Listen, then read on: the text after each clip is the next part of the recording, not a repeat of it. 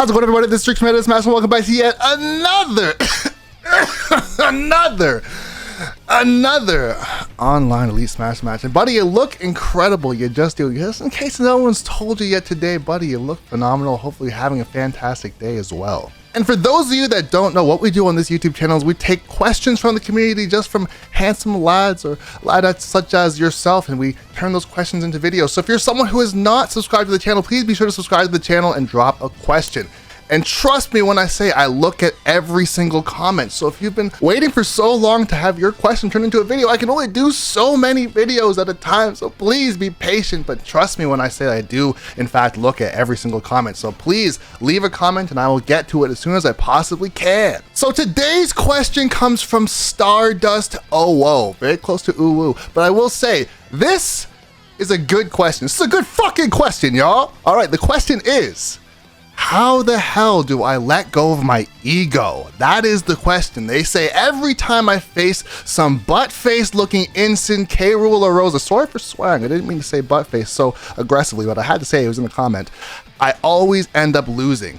But I know for a fact that I can beat them. And so they're asking, how do I put my ego aside and just close out the game or close out the set and not lose to players I know for a fact that I should not be losing to? So first things first, I have to address the fact that your ego is also part of the package deal that is your playstyle and your overall skill level as a player. So if you in fact believe that you are better than somebody and you lose to that person, there's a very strong chance that you are in fact actually fucking not better than that person because they ended up not losing. If you are trolling, here's the thing, I'll say this, if you are trolling and you lose and you can tighten it up and you can win, then that's different. But if you're trying your absolute best and you get tilted and then you lose, you are not better than that person. And trust me, as someone who's played thousands of matches, I know when I'm not being outclassed and I should be winning, but I'll allow my ego to get the best of me, and I'll say it's not a great idea to really do. Honestly, it's really not. And when it happens, you'll end up seeing me lose when I really shouldn't have, but then I can bring it back in the future. But I will say this, if you're someone who is used to playing against a certain subsection of players who is, let's say, your friend group or a certain level of players in arenas or whatever, and you typically get a chance to play and talk and laugh and have fun, and you're kicking your feet while you're throwing out F smashes and you just happen to be winning basically every single game without trying, and then somebody comes into your arena, or you, let's say, go into a tournament and that player happens to play a character that you hate, or they might actually be better than you, and you can't clap like a seal and play like a happy baby and kick your feet while you're throwing out your smash attacks and hope for the best, and they actually end up outclassing you and pushing you to actually try. So you do in fact have to tighten up and not make mistakes and put your ego aside and say, hey, this isn't as free as I thought it would be. And so I can kind of sum it up a little bit like this. There was a Batman movie a long time ago where there was a scene where Batman was confronting Bane, and he's kind of felt like he's the man at this point. He tries to throw a powerful punch at Bane, and Bane simply catches his fist and says, and this will stick with me forever, what he says is, victory has defeated you. And what he means by that, whether or not you took this in or not, but victory has defeated you. Up until this time, Batman has never really been challenged. He's been able to one punch or very simply take on fights and just win without really trying. But then he finally meets someone that was similar in power, similar in strength, or even possibly similar in skill, or having an ego that is backed up by his skill set or his credentials. And so now what Batman has always done, it didn't work. And so you might be in a similar situation where you have your gimmicks or you have your setups and it works on everybody. Nobody knows your setups. You feel like every single time you do it, it's a guaranteed kill or a guaranteed combo or a guaranteed grab, and it works on literally everybody. But this person right here happens to catch you slipping. This person happens to catch you and they're parrying your options, or they're shielding your gimmicks on shield, and they're getting up smashes or up Bs out of shield, and they're absolutely clapping your cheeks, and you're like, I'm not used to this. I'm not used to getting my cheeks clapped so frequently and so delectably. I don't know why it's so delectable, but it just is. And for whatever reason, you feel like you should be winning because it's worse than every single other person. But the problem is now you're being challenged. You're being challenged to adapt. You're being challenged to actually have some thinking and some thought process put into your gameplay versus saying, this is what I always do against everybody and it works every single time. And I'll say, as humans, we don't like to have to adjust. Our bodies don't like to have to adapt. Our brain doesn't like to try hard. As a matter of fact, critical thinking in and of itself is a lost art, especially in 2024. So when we are forced to try or forced to think outside the box or do some critical thinking or even some self-reflection, a lot of the time our brain will try and trick us and say, you know what? We've never had to do this before, so why should we start now? The reason why we're losing is because the other person sucks, not because we have to get better. And that logic or that thought process makes literally no fucking sense, but it happens to the best of us. You can very, very frequently have it happen, and you even said this too, Stardust. You'll fight against a butt-faced K. Rool or Incineroar player, and you know for a fact that they are allegedly a terrible player. But here's the problem. Them as a terrible player are making you actually have to try with your character, whether or not your character loses the matchup or whether or not they just happen to be gimmicking you or they're just mashing on you and it happens to be working. Well, guess what?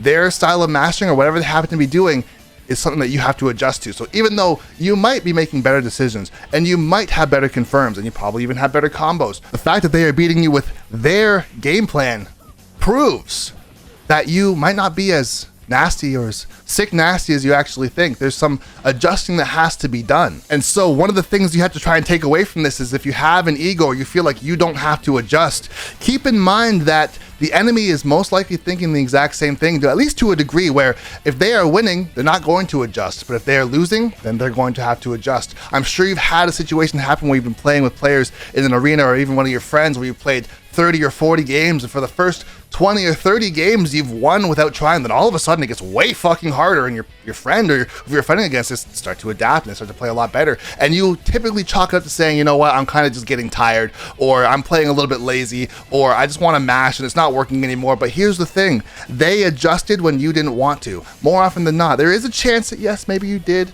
get a little bit tired and your beautiful little eyes have to take a rest and flutter off into sleep, and maybe you try again another day, and there's a chance that that was the truth, but there's a very strong chance that they're also tired as well too. But here's the difference, is they wanted to adjust, or they tried to adjust, they did the critical thinking, and they broke you down when you were not willing to break them down. So when they did ultimately figure you out, your ego jumps in front of you and tries to protect you and say, I know for a fact that they're not better than me, I know for a fact that they have not figured me out. The problem is that they're trolling me, or they're cheating, or I'm tired, or whatever it is. There's no possible way that any person that you're fighting against could ever be better than you, correct? And so what you need to do to try and get your ego out of the way so that you're not trolling and losing to players that you genuinely believe that you are better than, what you need to do is treat every player not as if they are better than you, but at least treat them as if they are a threat. If you treat somebody as if they are a threat, then you should not be just running up and going for a dash attack on shield because you believe that they're not good enough to punish this, or you can just jump on their shield for free because they're not going to up smash, or they're not going to grab you because their reaction time is so slow and your gimmicks will work on them for sure. What you need to do is play in a way that allows your enemy to prove to you that they are worse than you.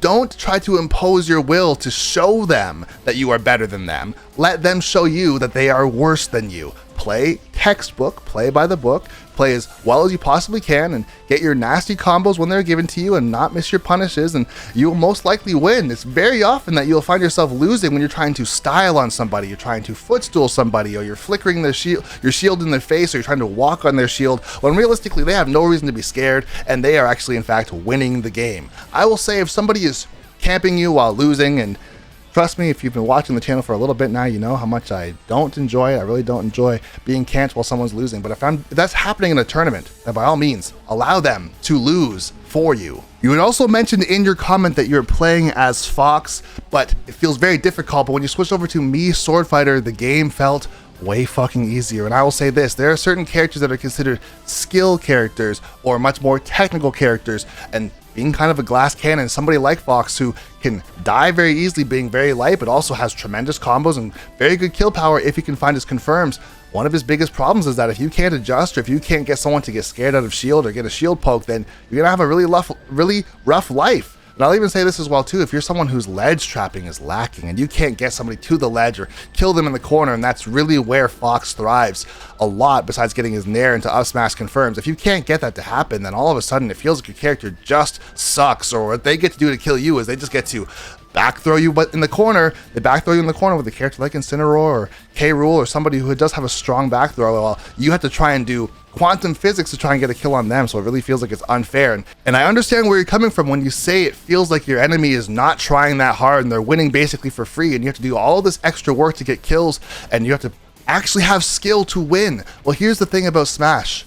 with 89 characters or however many characters are in this game at this point, not every character is created equally, obviously, and that's obviously seen by the fact that we have tier lists. If every character was created equally, then tier lists wouldn't exist. And on top of that, I'll even say this, if every character was created equally, matchup charts would also not exist. You could pick any character and do 50-50 no matter what happens. You'll win 50% of your games, you'll lose 50% of your games. But I will say there are some characters that are borderline bottom tier characters, but they have a outrageous matchup spread against a few high tiers or a few top tiers, and there's just not much they can really do. And so I will say this is one of the main problems with the Smash scene, is that they want to win in the way that they want to win, and they believe that they should have a chance of becoming a top level player however they want to. But the problem is that the game is not created equally across the board with every character. If you've noticed that the best players in the world happen to also play some of the best